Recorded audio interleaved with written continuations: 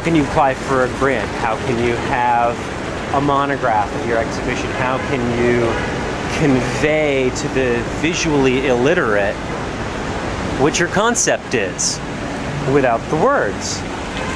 So we decided what we both needed was literary in support of our art to get the message to a bigger audience. Literary so that we could have our work featured in magazine articles that would reach a greater audience. Written in words so that we would have content for grant proposals to further our ability to work in the studio uninterrupted. And Annika brought to the table a wealth of personal contacts, both artists, collectors, museum curators. She's definitely in that New York art circle, constantly swimming and moving around and touching new people all of the time with her energy. And I bring technical skills, the ability to communicate with artists, the ability to design print production quality layouts. I know all of the reproduction necessity for photographs of artwork, color correction, DPI, talking to publishers, all of that kind of production nitty-gritty. So the two of us said, well, hell, why should we wait for somebody to decide to write an article about us or put us in a book? We can do that ourselves. I mean, why wait to be discovered? Why ask permission? If that's what we know we need, we can make it the same way that we make our art. So we just decided to do it. And that's really all that's necessary these days, is the decision to do something.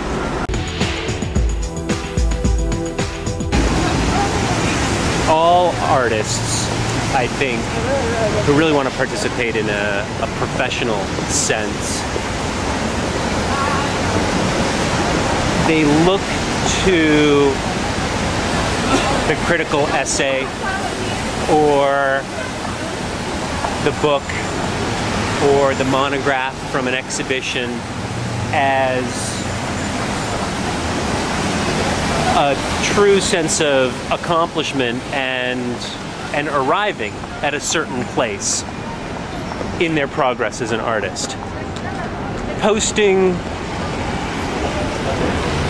20 new images up on their website isn't really an accomplishment. It doesn't put a nail in the coffin in a body of work the same way at all as like closing the covers of those books or opening them up and reading the essay again and again that somebody else took the time to think about and write after paying studio visits and reviewing the work over and over again.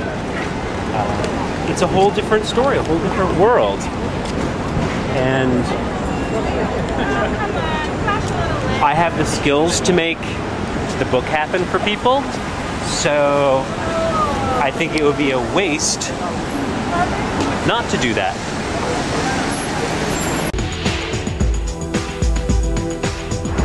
In a way, you know, it's a positive and a negative for artists. Artists have a tendency traditionally to make permanent objects, yet they get to exhibit them in time-constrained ephemeral places. Galleries are a month long, museum shows maybe 3 months. A lot of times they're just one-night events or one-week events, and then they're gone. And if you missed it, you didn't get to see it, then you don't get to experience it. And the artist really has no record of it. And sure, an artist can have an online presence that the entire world can see. They can click on a little JPEG of your painting or sculpture and get an idea of it and read all of your text and whatnot. And it's always there, but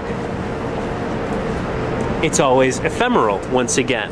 And if the publishing world disappears, if magazines stop publishing hard copies, if Abrams or Rizzoli decides that they don't really want to cover your topic because it's not trendy at the moment, then your work really doesn't have a history to it. It doesn't have an archive. And I want to make sure that the artists that I really respect, the ones that are too busy making art in their studios to come out and circulate in the art world and really make a dent in the art world, those are the people that I really respect because they're committing all of their energy to making art. And I want to at least be able to give them the hard copy, the archive of their art in a certain kind of a context, in a certain time frame, that they'll always have a copy of, or 10 copies of, or 100 copies of, to give to their collectors, to give to their favorite curators, to have in their local town's public library.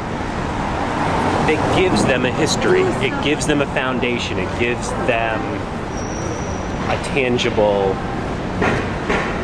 literal quality to their art. And you can still drop it in the mail. It goes halfway around the world just like the web does, but it takes a couple of days longer. And there's something that's not precious about the web. You know, you can look at 1,000 artists' work in an afternoon, in 15 minutes. And it all becomes lesser, I think, because you can only judge it as quickly as you click on it, as much as 72 DPI allows you to understand the work. And then you move on. And if somebody stops paying for that damn website, then it's not there. But the book is there.